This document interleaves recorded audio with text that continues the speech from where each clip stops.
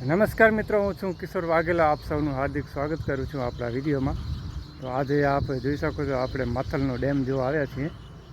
તો શું છે તેવો નજારો તેનો તો જોઈએ આપણે. તો મિત્રો, આ છે મથલનો ડેમ, જે આપણે ટોળિયા ફાટક આ બાજુ આવેલું છે. ત્યાં નદી છે. હાલ વરસાદમાં ત્યારે બંધ પુલનું કામ ચાલુ છે, તો તે બંધ કરવામાં આવી હતી, કારણ કે પાણી ત્યાં સુધી પહોંચે એટલે સમજી લો કે આ ડેમ ઓગની ગયો. તો આ ડેમ ઓગની ગયો છે, આપ જોઈ શકો છો. આ ઓગન છે તેનો,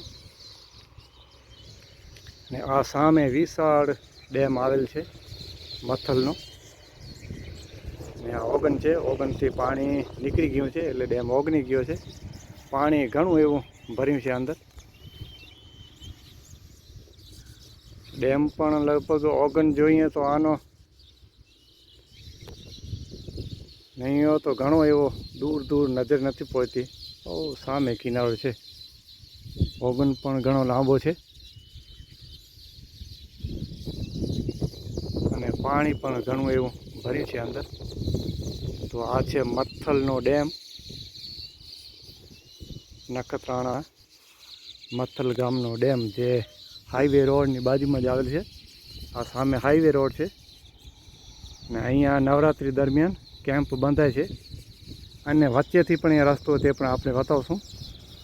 તો વચ્ચેથી રસ્તો છે તે નવરાત્રિમાં કામ આવે છે, પરંતુ હાલ ચોમાસામાં તો એ બંધ જ રહે છે, કારણ કે પાણી છે તે ડેમનું ભરાઈ જાય છે, એટલે વચલો રસ્તો બંધ થઈ જાય છે. એટલે વચમાંથી નવરાત્રિ દરમિયાન પદયાત્રુને આવવાની મનાઈ છે, અને આ બાજુ ટોળિયા ફાટક ઉપરથી રસ્તો ચાલુ છે. તો ડેમ સારો એવો ભરાઈ ગયો છે, ને આગળ આપણે રસ્તો જોઈશું.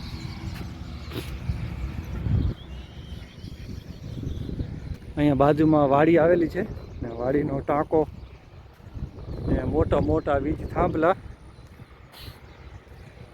સામે જોઈ શકો છો આપ.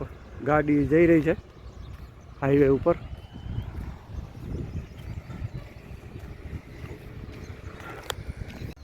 તો મિત્રો, આ જે જોઈ રહ્યા છો તે લખપત આ બાજુ આવેલું છે, ને આ બાજુ નખત્રાણા. તો લખપત નખત્રાણા હાઈવે છે, અને હાઈવેના ખૂણામાં જ અહીંયા આ રસ્તો વચ્ચેથી જે તમને વાત કરી, આ વચ્ચેથી રસ્તો શોર્ટકટ છે, પરંતુ હાલમાં બંધ છે. પાણી ભરેલ અહીંયાથી પણ દેખાઈ રહ્યું છે આપણને. આ છે ડેમ, બાજુમાં જોઈ શકો છો આપ. વિશાળ ડેમ મથલનો આવેલ છે. તો અહીંયા બોર્ડ પણ લખેલું છે, નવરાત્રિ દરમિયાન અહીંયા કેમ્પ થાય છે. શ્રી મોમાઈ માતાજી મિત્ર મંડળ, શરદ ઓટો ગ્રુપ.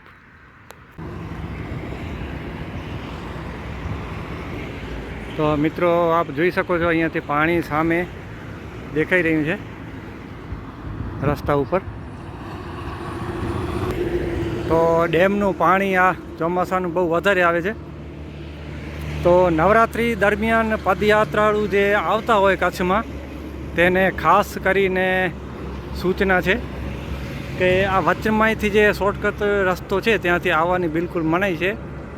આ હાઈવે ઉપરથી જે થોડોક ફેરો પડશે 2-3 કિલોમીટરનો, પરંતુ ત્યાંથી જ આવજો ટોળિયા ફાટક ઉપરથી, કારણ કે અહીંયા વચમાં પાણી વધારે હશે, ને અમુક માણસો અહીંયા નાહવા પણ જાય છે ડેમમાં. એના કારણે પણ ઘણા ડૂબી જાય છે ડેમમાં. તો નાહવાનું બિલકુલ ઘણી આ બાજુ સુવિધા આવેલ છે. આ કેમ્પ છે, અહીંયા પણ આવી નાહવા ધોવાની સુવિધા છે. તો આ ડેમમાં નાહવાની મનાઈ છે, ને નાહજો નહીં.